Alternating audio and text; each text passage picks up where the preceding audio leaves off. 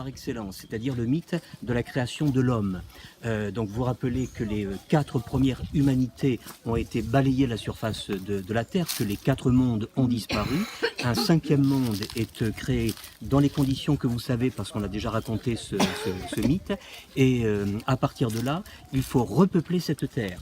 Et c'est le grand dieu Quetzalcoatl ou Kukulkan pour les Mayas qui prend la décision de descendre dans l'inframonde, d'y rencontrer le fameux, si j'emploie le nom aztèque, Mictlantecutli. Est-ce que vous vous rappelez de ce personnage? Donc le Mictlán étant, voilà, exactement, c'est l'inframonde. Et dans cet inframonde, il demande au souverain de l'inframonde de récupérer les os des précédentes humanités.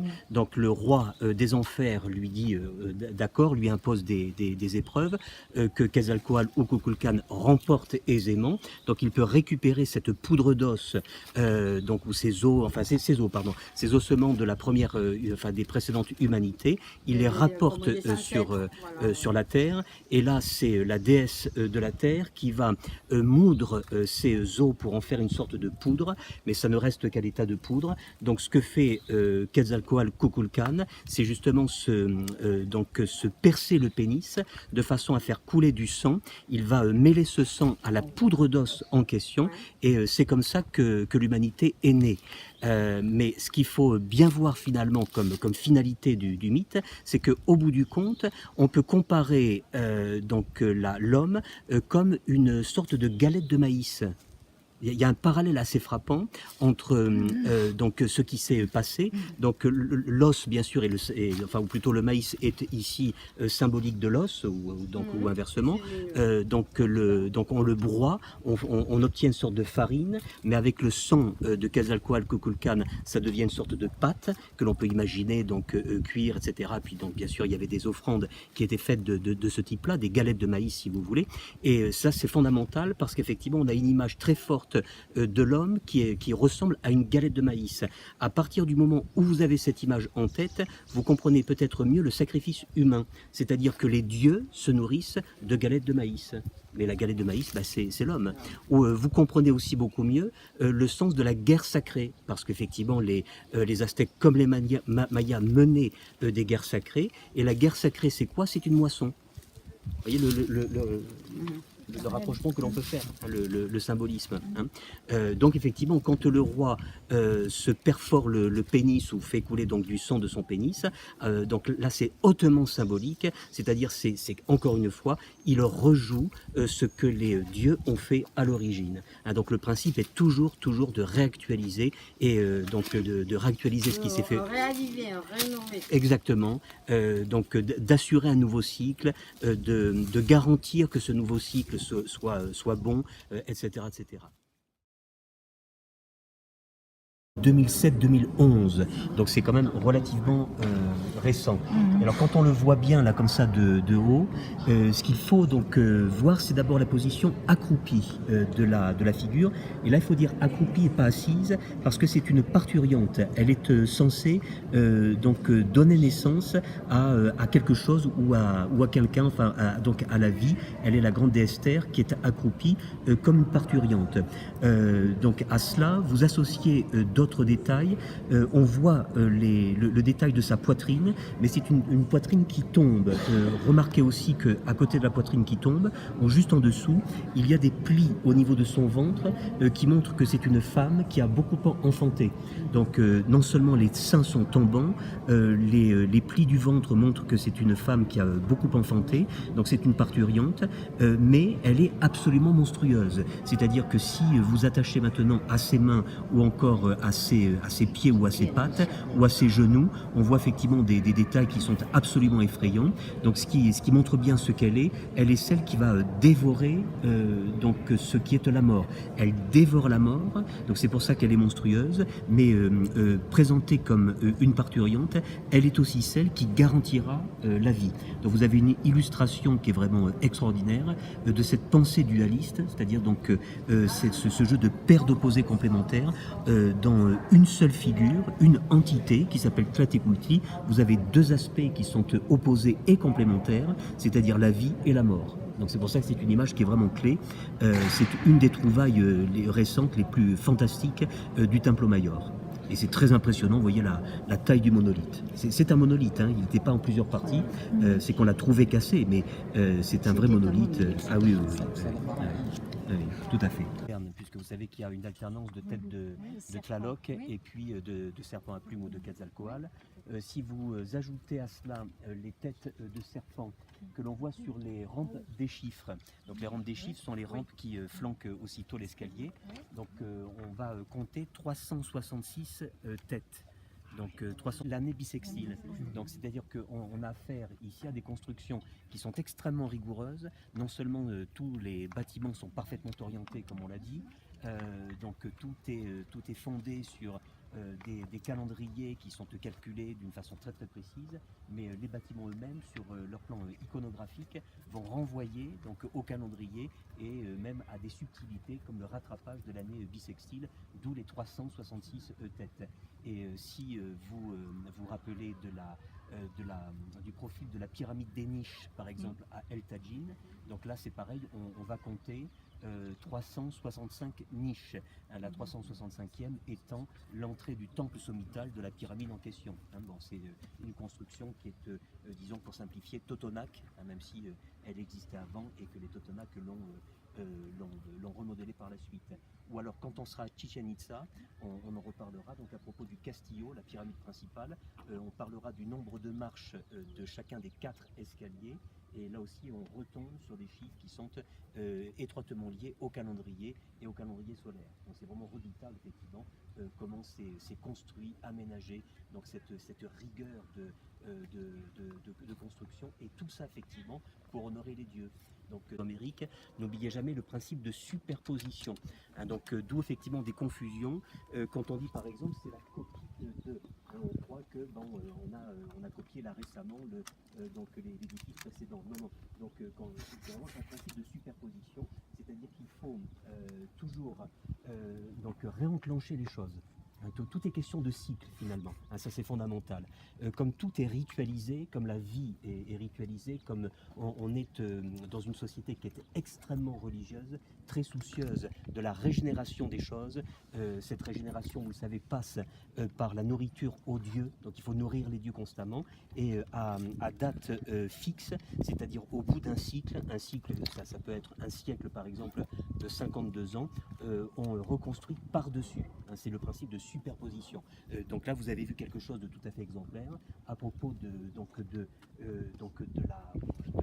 ce que l'on peut appeler l'adoratorio, qui était au centre du patio, et puis au niveau de la pyramide qui donnait donc sur le patio lui-même. Donc là, on a vu les stades antérieurs, si vous voulez. Bon, ça, on reparlera de ce système de superposition, mais ne le perdez jamais de vue. Ça c'est vraiment essentiel. Alors ensuite, quand on découvre ces ensembles résidentiels, vous constatez qu'ils fonctionnent par patio. Donc ce sont des patios qui sont distribués dans l'ensemble lui-même.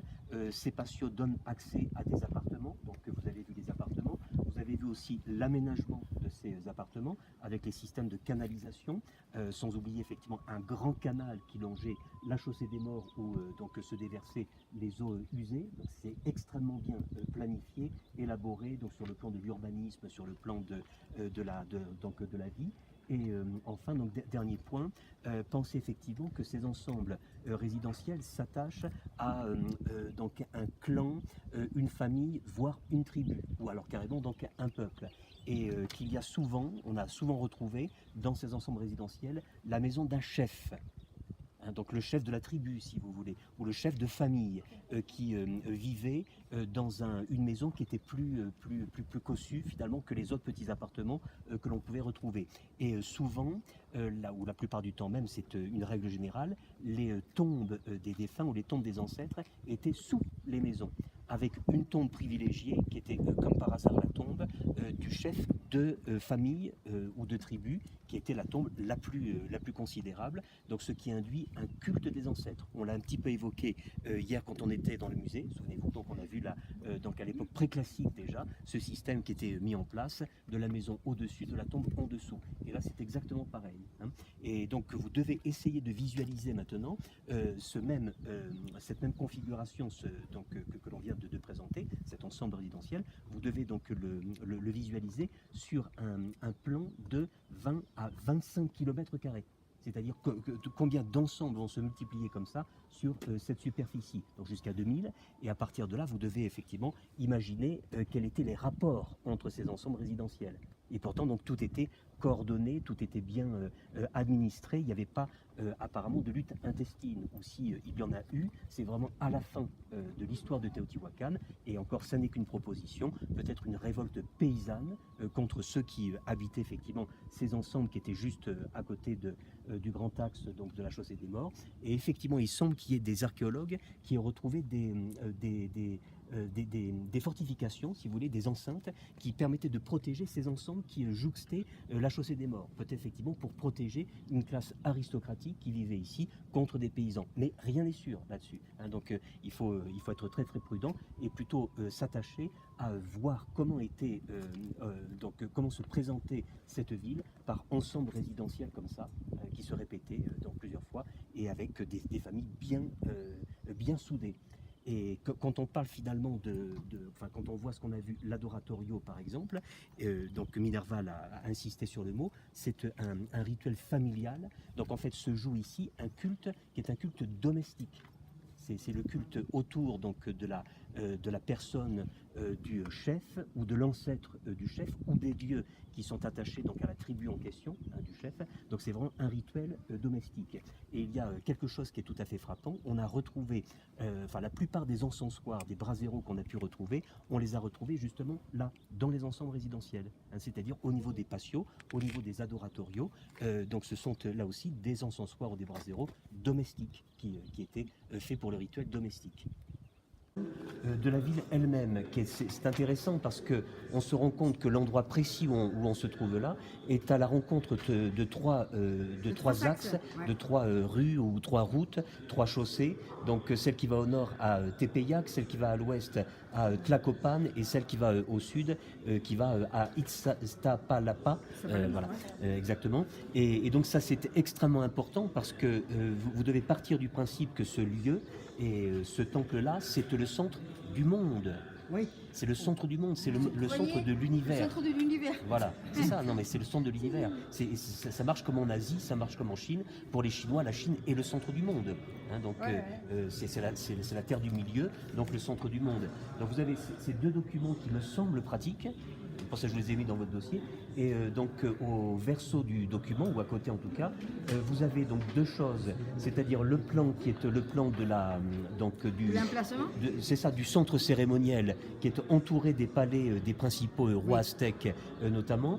Et à l'intérieur de l'enceinte cérémonielle, vous avez donc les principaux bâtiments, dont le Templo Mayor, mais qui n'était pas le seul bâtiment bien sûr. Donc il n'y a pas que ce bâtiment-là dans l'enceinte cérémonielle. Il y en a beaucoup plus. L'enceinte cérémonielle, c'est un rectangle dont le long côté a 400 mètres de long quand même. C'est gigantesque, c'est proprement gigantesque.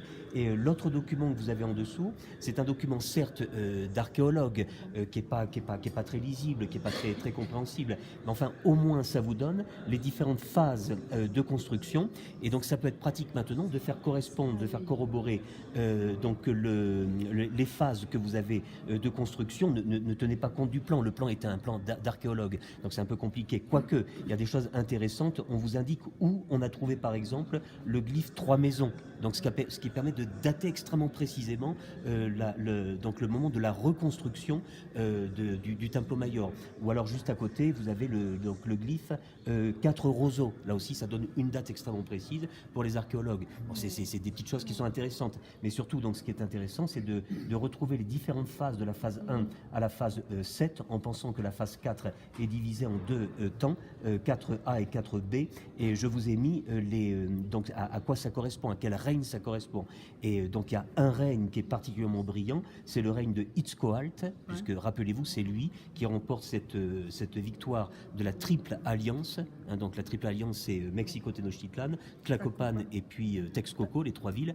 Donc on est en 1428, et là ça fait tout basculer, c'est-à-dire que les Aztèques vont prendre le contrôle du monde, et donc ça justifie du monde mésoaméricain, et donc ça justifie une reconstruction monumentale du temple. Mais bon, vous connaissez le principe de la superposition, et là justement vous avez une maquette qui est sensationnelle parce que justement elle permet de bien visualiser ces superpositions. Ça c'est vraiment tout à fait voilà, parce que pour nous on a toujours du mal, si vous voulez, à bien comprendre ce principe de superposition. Nous, chez nous, on reconstruit à côté. On ne reconstruit pas par-dessus, c'est très rare. Et puis là, il faut penser que ces reconstructions sont cycliques. C'est pour marquer un événement très important, ou alors la fin d'un cycle et le début d'un nouveau cycle. Mexico Tenochtitlan avait accueilli tout un tas d'artisans. Donc les Mixtèques, par exemple, étaient les spécialistes de l'orfèvrerie et des codex enluminés. De leur côté, les Totonacs étaient assez spécialisés dans la réalisation de la céramique volumineuse. Et donc on peut penser, en tout cas c'était une proposition, que ce sont des terres cuites qui ont été réalisées par des Totonacs, mais qui sont établis ici à Mexico Tenochtitlan, qui ont leur atelier, etc. Sur le plan iconographique, bon, c'est effectivement une figure qui est assez monstrueuse parce qu'elle est liée donc à l'inframonde et à la mort, mais effectivement il faut penser à ce qui sort de sa cage thoracique, de ce qui tombe effectivement, qui est une image du cœur, mais ce cœur est un gage de régénérescence. C'est toujours pareil, donc c'est toujours ce système de paire d'opposés complémentaires, de la mort viendra la vie. Il y a aussi un autre aspect, comme on a vu le Tlalocan. Donc vous vous rappelez qu'on a vu le Tlalocan. Le Tlalocan, c'est le paradis de Tlaloc. On l'a vu peint au musée anthropologique de Mexico. On a vu effectivement la reconstitution de la peinture. Et c'est un des au-delà. Parce qu'effectivement, pour les Aztèques, il y a la croyance en plusieurs au-delà. Il y a par exemple le paradis du soleil, le paradis de Tlaloc. Et viennent à ces paradis ceux qui le méritent. Donc il faut être méritant, il faut gagner son salut, c'est toujours très important. Et ceux qui ne gagnent pas leur salut, ceux qui ne sont pas donc les élus de Tlaloc ne vont pas au Tlalocan, ceux qui ne sont pas les élus du soleil ne vont pas dans son paradis du soleil. Et il y a d'autres paradis. Mais par contre, donc ceux qui ne sont pas les élus ou les méritants vont tous se retrouver dans l'inframonde, c'est-à-dire dans ce pays dont le grand souverain c'est Mictlantecuhtli. Donc dans le Mictlan vont se retrouver toutes les âmes. Donc c'est intéressant parce que ça permet de visualiser une religion qui est une religion de salut, une religion d'espoir. C'est-à-dire il y a quelque chose après la mort. C'est pour ça que les Aztèques pratiquaient des exercices spirituels qui leur permettaient d'être méritants, justement, de mériter cet au-delà. Donc là, il y a un rapprochement à faire avec le christianisme qui me paraît quand même assez intéressant.